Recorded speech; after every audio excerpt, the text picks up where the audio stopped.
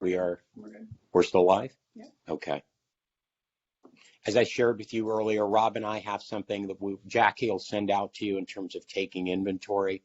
Among those things that would be helpful would be to go on ahead and take advantage of pulling a free credit report, which you can get online by simply doing a search. How often should people do that? At least once a year. Great question in bringing that up.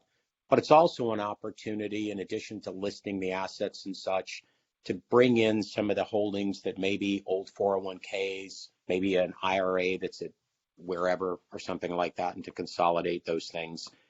And then finally, and perhaps most importantly, is to go on ahead and acknowledge and take inventory of maybe some of the changes that have taken place for you and your family, a birth, a death, a divorce, what have you, marriages, etc. All of these things can be accounted for in terms of this statement. So we encourage you guys, when Jackie sends it out, to go on ahead and take a look at it. And again, as Rob said, if there are any questions, please feel free to reach out to us. So that'll take us right into the next page. And I guess we're looking at a little more detail here on taking that financial inventory. Yes, I think this is the sheet where we're talking about doing the net worth statement. Is that correct? Which I think is a separate, I hope it's a separate tool that we sent out. But in any event, perhaps most importantly, we said one of the things that this process does for you all is it brings to light some of the opportunities, lower interest rates, anything to pay off, any old registrations or beneficiary designations that may need to be accounted for or updated, etc. So you have that as a tool. We encourage you to take a look at it. You'll see your assets versus your liabilities, how much you're saving, etc. It's just a great opportunity to take stock. Yeah, when you look at that tool, if you do look at it when Jackie sends it out, it's going to first to look like, well, this is, something that financial advisors use only. And so just disregard that part and just go into the meat of it, where you can list your assets, list your liabilities, start taking inventory, list your sources of income, list your accounts, your beneficiaries. It's definitely a tool that we use when we're consulting with somebody, but it's equally as valuable to you. So when you see it at the top and it references financial advisor, just ignore that and use what's relevant in the tool to help you. Super. So the second financial resolution is giving every dollar a job.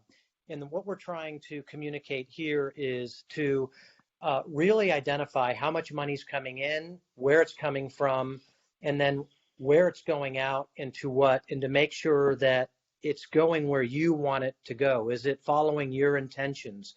Is it meeting your savings goals? Do you have a savings goal? Is it on track for what you thought? Or are you spending more money on something that you didn't realize you were spending so much money on? So the action item that we're going to leave you here with is to create a budget. And so the second tool that we sent is a budget worksheet.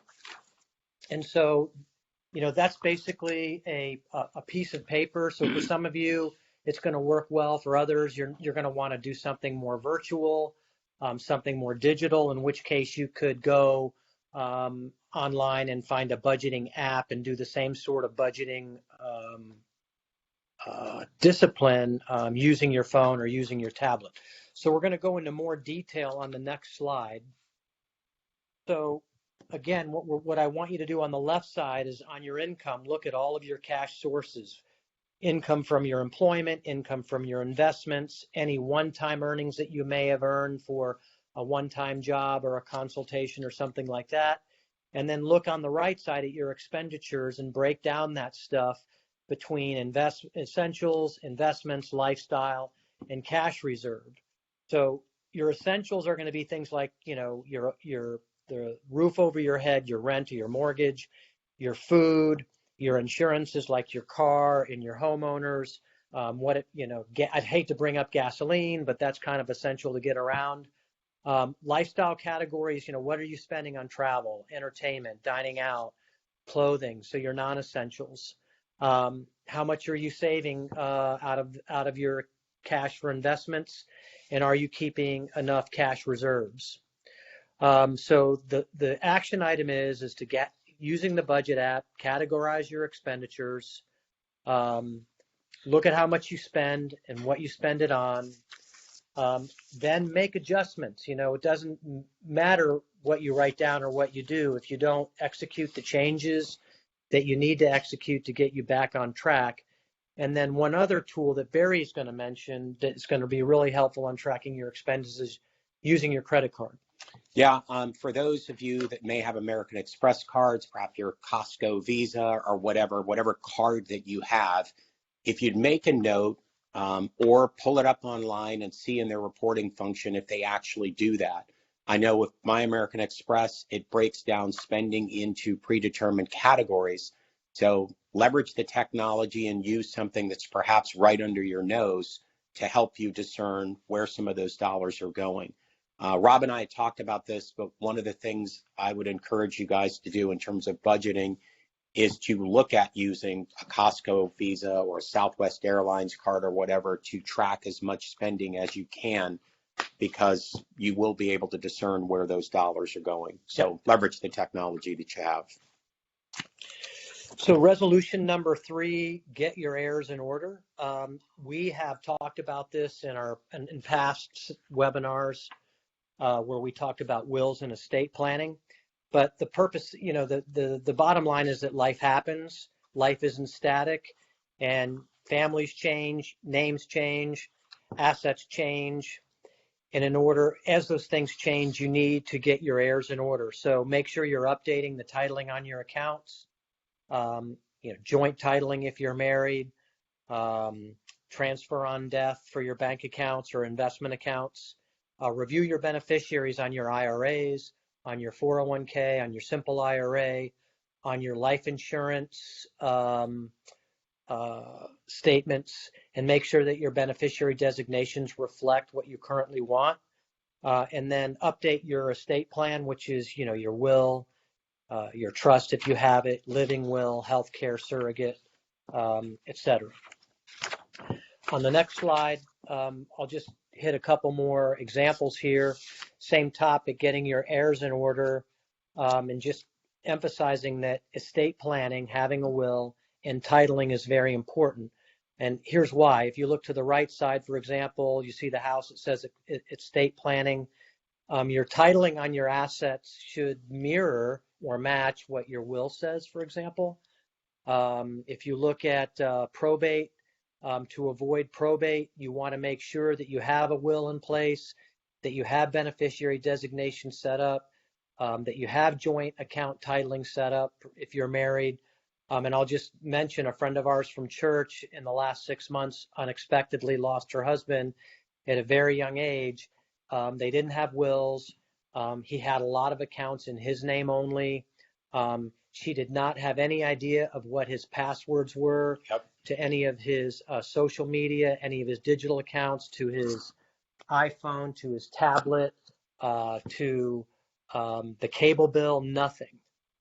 And so it was a mess. I can't even begin to explain to you the disaster it was and the work that had to be done for this person in a time when she was mourning the unexpected loss of her husband. So doing this stuff, getting your heirs in order is important. It's meaningful, and it's worth your time. I'm going to jump in and just say, perhaps of all of the things that we're going to review, what Rob just relayed is real world for us. And it's perhaps one of the most important disciplines, not only that we have in our practice that we do with our clients, but for you to do for yourselves. There's no way to stress how important it is to have those things properly titled. So if you have any questions about titling that you want to throw out in the chat, feel free to do so. Jackie will make a note, and then we'll come back a few slides later as we see some questions come in. So we've talked about budgeting, we've talked about financial inventory, creating a personal financial statement of assets and liabilities, and we're talking about your heirs. Any questions on any of that, feel free to put it in the chat, and we'll address it the best we can. So let's go ahead to the 4th resolution, which is balancing your cash reserves. So now we're actually coming to an asset, and we're talking about cash. And essentially, what Rob and I wanted to communicate in terms of the slide is showing us 2 things. It's showing us the strength of cash, and it's also showing the strengths of investments. The bottom line is that what's to be maintained in cash for all of us are going to be for what's liquid, what you can get your hands on. That means having access to the money pretty much 24/7 at 100 cents in the dollar with no risk to your money. This is a strength of cash. There is no risk or loss to it. It's completely liquid and free to you, and it's something that everybody needs in their portfolio. Generally speaking, we recommend that people have 6 months of what it costs you to live in cash, hence the need for the budget and the other types of things. So that's a strength of having cash for contingencies, liquidity, etc. The box on the right that you'll see gives an indication of the investment strengths that are afforded to you. And the summary of this is basically saying if you put money above your cash requirements into investments, obviously some risk, but also invite the possibility of that money to grow. So you want to keep at least of what is necessary for you in contingency and reserves, and above that reserve base, we always encourage people to invest it appropriately. So I have a question. Please. What are the risks of keeping too much money in cash, particularly in today's environment? Well, the risk would be I wouldn't have enough money to fill up my car right now immediately in terms of the gas. Seriously, though. In actuality, that is a risk. Keeping too much money in liquidity in an environment where the cost of living continues to go up is a sure way to get a guaranteed depreciating return on your money, because 100 cents today is only going to be worth 90 cents the next year, and so on and so on. So there has to be a balance between what's required for liquidity and reserve and too much. And too much. Yep. Okay. So under the heading of this fourth resolution, balancing your cash reserves, what I'm going to chat about now for 60 seconds is using debt as a source of liquidity if it's used in a responsible manner. So there are other sources of liquidity besides cash, such as debt. What you'll see on the right-hand side is securities-based lending. That's where clients use their investment portfolio as collateral, and they borrow money against their portfolio for short-term needs, for flexibility. I'll go over a couple of examples in just a second. The other way is leveraging real estate equity, such as a home equity mortgage or a home equity line of credit, and then, of course, credit cards. So all of these can be used properly and responsibly, and all of these can be used irresponsibly. So I'll mention two things. One is it's always important to match the financing or the liquidity need with the right lending solution. For example, if you're going to do a major renovation on a house or put in a pool or something that is a long-term asset, then you want to use a longer-term financing vehicle, such as a home equity loan, something that's going to have monthly payments and then something that's going to pay out over 5 or 6 or 7 years. You don't want to use a short-term financing tool, such as a credit card, to do home improvements, or such as a securities-based loan to do home improvements, because the security-based loan or a credit card, these are for short-term needs, like for example, if you're paying for a dinner out and you're going to pay it off at the end of the month, if you're paying for a new suit or some new clothes or a washing machine or something that you know you're going to pay off in 30 or 60 days, your credit card's a good tool for that, but not for a long-term purchase. Another example is if you're going to buy and sell a property for investment on a short term. If you're going to buy something, rehab it, and flip it in 6 months, you can use a short-term lending vehicle such as a securities line of credit. If you're going to buy a second home and you're going to live in it 3 months out of the year and you're going to own it for 10 years, you wouldn't want to use a short-term credit instrument. So debt can be used for liquidity needs as long as it's used for the right purpose and it's done responsibly. No, it's a great point. Just to segue into something that Rob was touching on, because we seem to be in an environment where interest rates have gone up briefly. For any of you that have any home equity lines of credit out there or whatever, make sure you touch base and know that there's a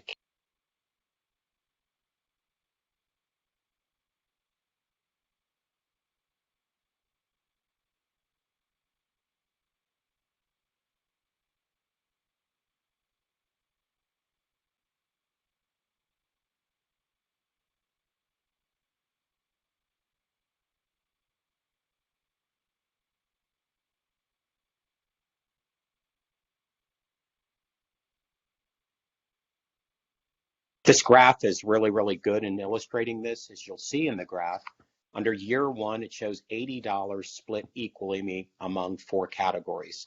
So there's $20 in moderate risk, higher risk, etc.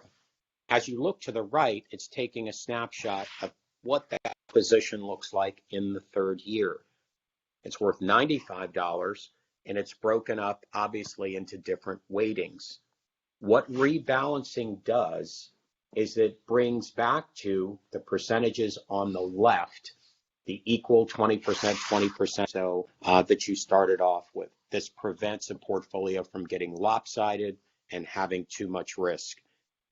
A very, very sound fundamental practice that basically ensures that you sell your winners and then you buy things that are on sale, buying your losers. Counterintuitive, but it's a foundational item, and it's something Rob and I would encourage everybody to do.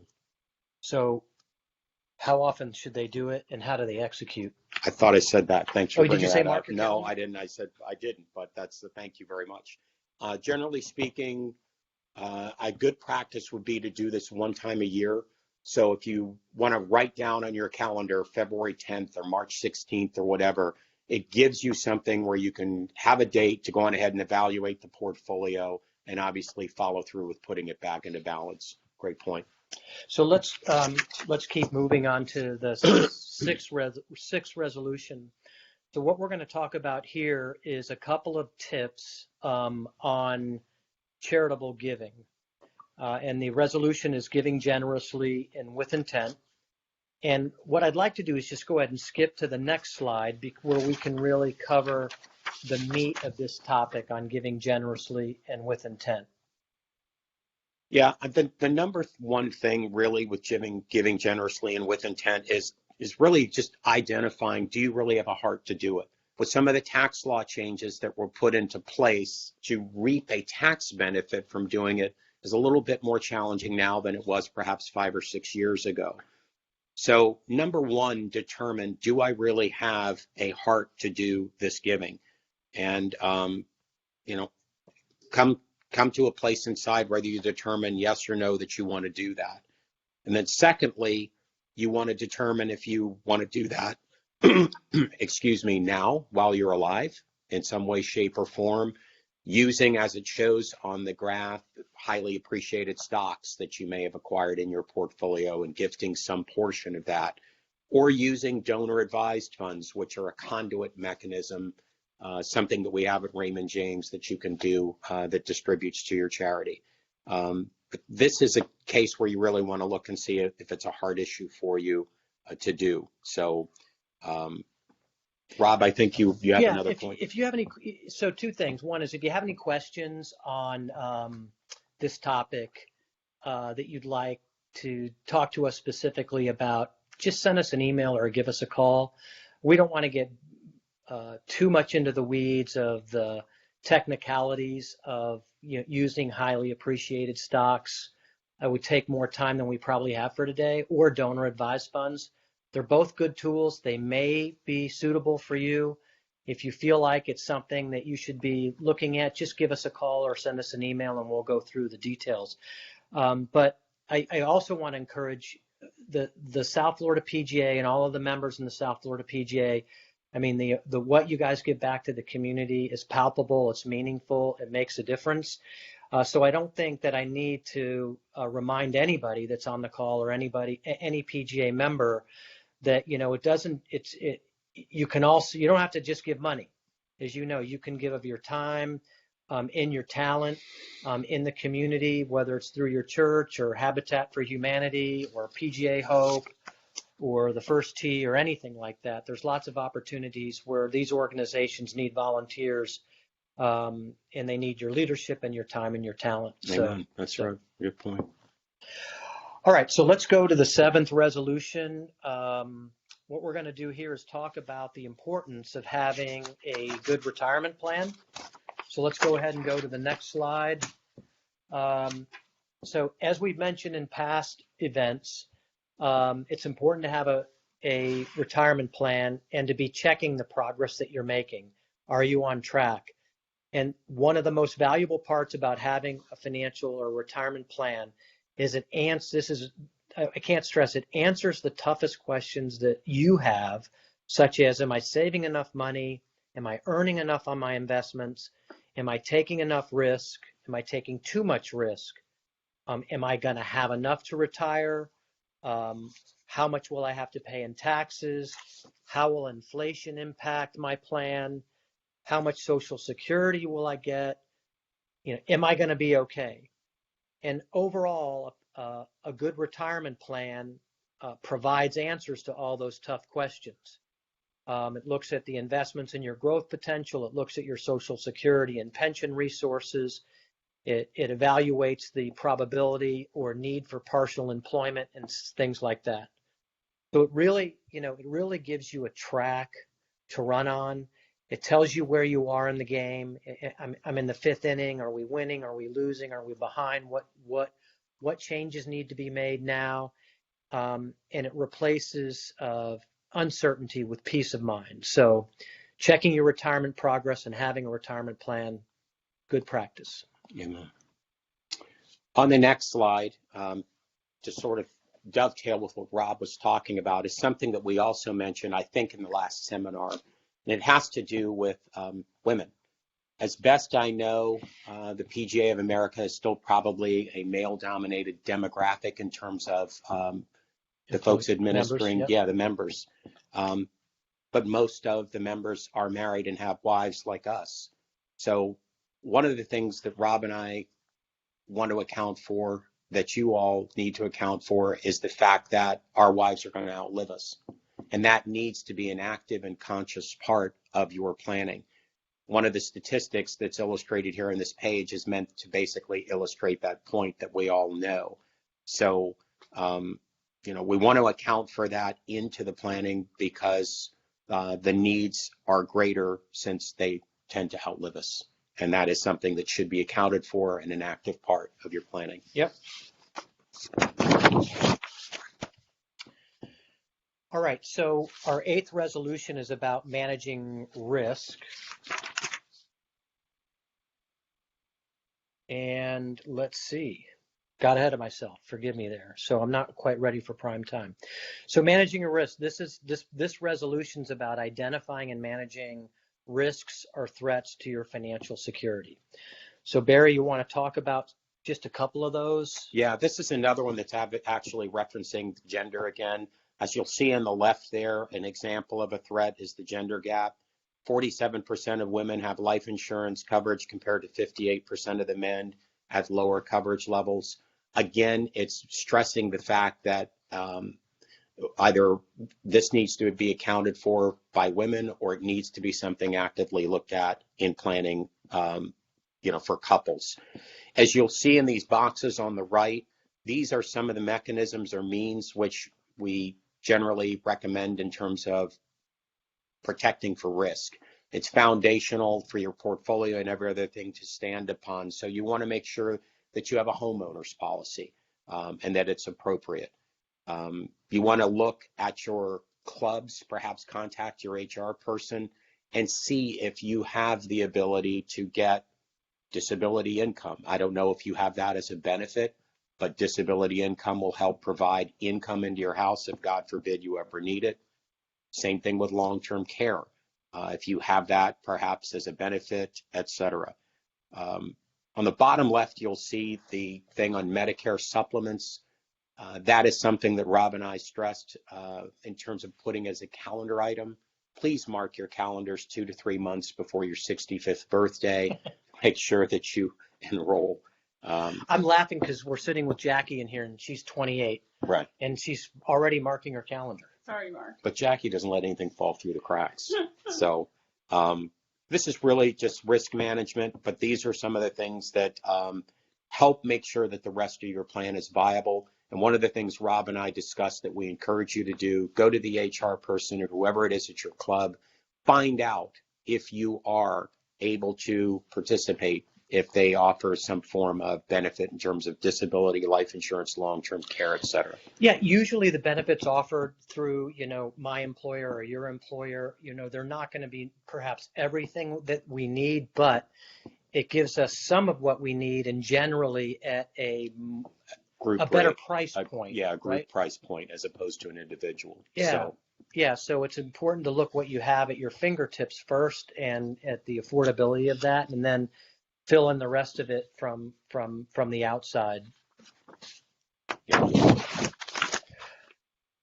So a couple of myths on life insurance. I'll hit on these really quickly. Stay-at-home parents don't need life insurance.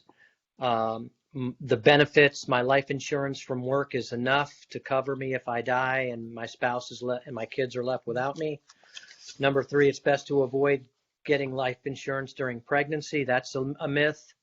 Life insurance is more expensive for women. Absolutely not true.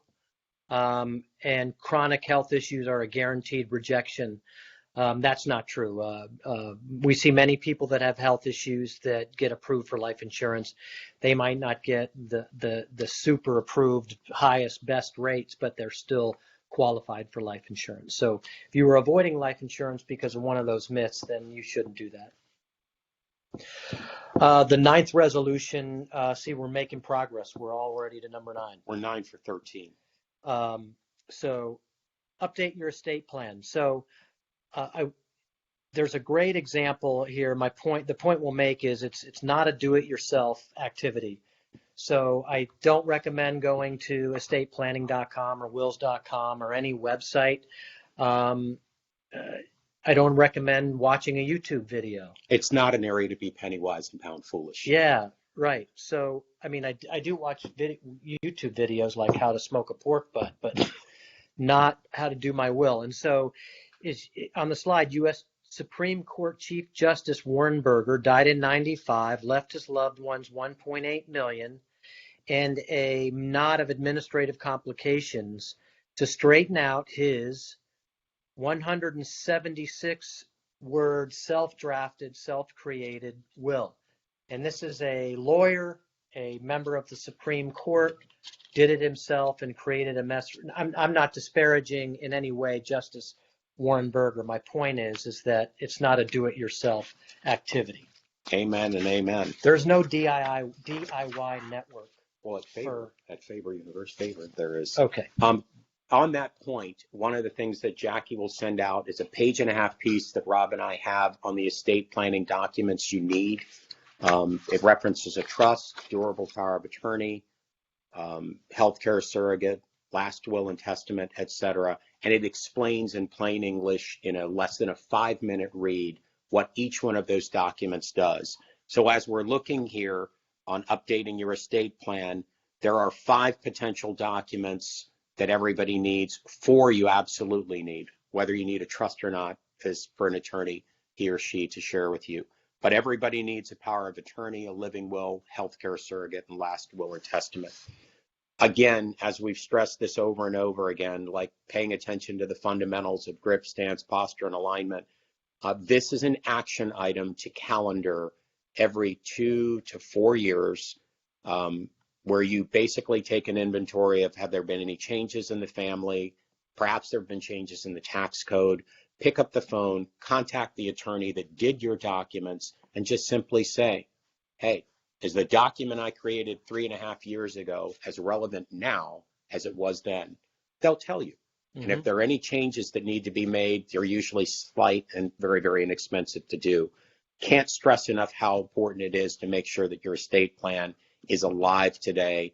The people that run into the problems either don't have them or they did them 22 years ago and they're sitting in a drawer somewhere and they're not really relevant. I'm guilty. No, nobody says that about you as far as you know. Yep. The other thing about updating your estate plan now in today's world is your digital accounts. So we all have a digital footprint. Make sure that you list your digital accounts for the people in your family that it's important, that would need to know username and password, passcodes for your devices, your phone, your tablet, your PC, and then, provide instructions in your document, in your will, even if you handwrite it, that give the instructions to your personal representative, your executor in the will, on how you want your digital accounts handled, whether you want them deleted, memorialized, etc. So I'm wondering on this next slide, updating your estate plan. There's a case study. I'll let you guys look at this, but basically Tom Petty's wife and two daughters couldn't agree on the uncertain language pertaining to the intellectual property of Tom Petty and pertaining to his likeness. So the point here is be clear in your documents how property should be administrated. Understand and prepare for your family and potentially sibling dynamics, particularly when there's money involved. My experience is that everyone, or most people, tend to get along okay, right up until the point that there's a lot of money on the line. So understand, prepare family and sibling dynamics. And then one thing you might want to consider in your documents is whether to name an independent, non-family member, third party in a position of control as your executor or as your administrator, rather than a son or a daughter that could potentially cause friction with other sons or daughters that aren't named, et cetera. Absolutely. So just a couple thoughts. Absolutely. And I think the point that you're making actually ties into the next slide that Jackie will be bringing up, which talks about having a family conversation. Having that clarity that you can define on your own is one of the things that Rob and I are saying maybe perhaps you want to consider. There are some families where things are great and you may feel the liberty to actually have a family conversation about such things, about your goals, your objectives, what you expect to happen with the money, how they, are to behave towards each other, et cetera.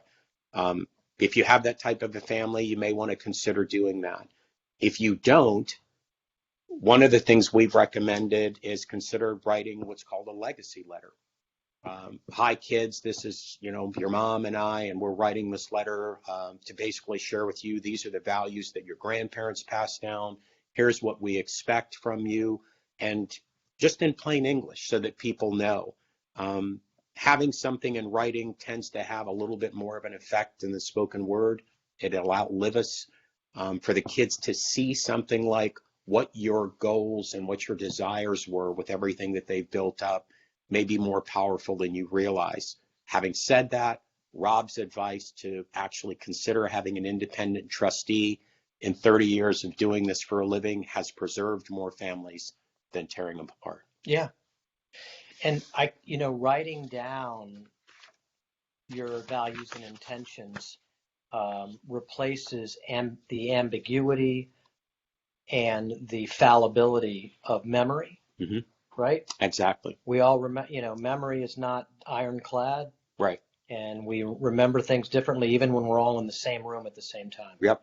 And it also pulls in the people that came before us, because for many of us, our relatives came over here and, they didn't have anything. They came off the boat and they managed to build something, raise families. It's important for people to realize in our it's all about me generation. Yeah, good point. So we're revisiting another topic from the past, financial resolution number 11, maximize your health savings account. So brief review, a health savings account is a way for you to put pre-tax money into an account. It's like an IRA. It grows your contributions, reduce your taxable income. Your money grows tax-free, and all distributions used for medical costs are tax-free distributions. Yes. So we'll go to the next page. And why don't I just hit the limits, 2022 contribution limits. So if you're single, you can contribute up to $3,650 a year into an HSA. If you're married and family, you can contribute $7,300 a year. And if you're over 50, you can contribute an extra $1,000 per year. And the point on the left-hand side is why this is such a valuable tool is that when we do get retired, we're going to spend a lot of money on healthcare, whether we like it or not. It's just a fact. $300,000 is the average healthy couple at age 65, what they can expect to pay for healthcare costs in the next 20 years. So if you can have an account where some of that's funded and you can use it with money that's grown tax-free and distributed tax-free, it's a pretty smart way to go. So consider a healthcare savings account. You might be offered it through your current employer. If you're interested in one and it's not offered through your employer, you can Google, and there are some online providers that you can vet. Yeah, totally agree with that point. Great point. It's one of the gimmies that we've got left in addition to Roth IRAs, so it's important. So the next slide has to do with ESG investing. Some of you may have heard of this, some of you may have not, but ESG is a moniker for environmental, social, governance. It's a form of value-based investing. It's a paradigm of seeing or wanting investments that fit a certain criteria. You can get access to those through mutual funds. They will actually read that they have an ESG mandate somewhere in the description or detail that. You can also get them in exchange traded funds if you like it. If that is important to you, it's something that you can do in terms of your investing. And that's pretty much all we wanted to say on that. Yep. This next slide just makes another point on ESG investing, is it's very trendy, and we are seeing more investors putting money into vehicles that have ESG mandates. Yeah. And this last slide, so digital, we kind of covered this before, but resolution 13 is digitize and organize your records. And what this is just saying is that keeping your records in digital format is more permanent.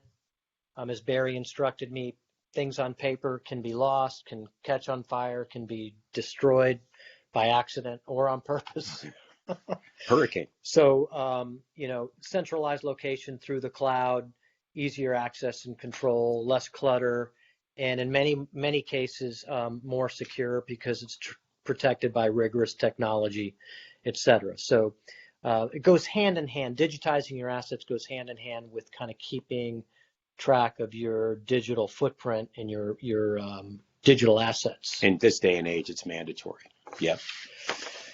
So in summary, a couple of things. One, financial well-being is created with how, having a plan, following the plan, keeping your plan up to date. And, as we said before, we're here to be a resource for you. It may be that you want to engage services of a financial advisor. We can talk to you about that. It may be that you just have questions to help you along your way where we can provide you with some answers. Or it may be that you just want some clarity on some topics. But either way, we stand by to be resources for the South Florida PGA section and all of its members. Maybe you should talk about what we do and how that's a comprehensive and efficient way to kind of take care of all this. But I just said that. Well, we use some of the tools that we've actually recommended to you all. And on that very point, when Jackie sends them out, obviously one of the pieces has to do with wills and such. We're not attorneys. We can't speak about it. But it helps you in order to engage an attorney to get those documents done. The other resources in terms of the budgeting and the personal financial statement, we can help you with if you have any questions beyond that. But a lot of this is really just about trying to do things consistently and ordinarily well over and over and over again, just not letting things go through the cracks. So we can be a help to you. Grateful for everything that you guys do out there in the field, and hopefully look forward to being able to help. Jackie, it's like 2:56. I know we have a couple minutes. Do we have any questions?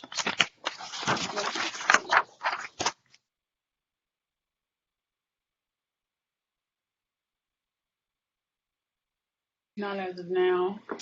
All right. Well, if you do, Jackie's got our names, contact, email, and phone. Don't hesitate to give us a call. We're glad to be a resource.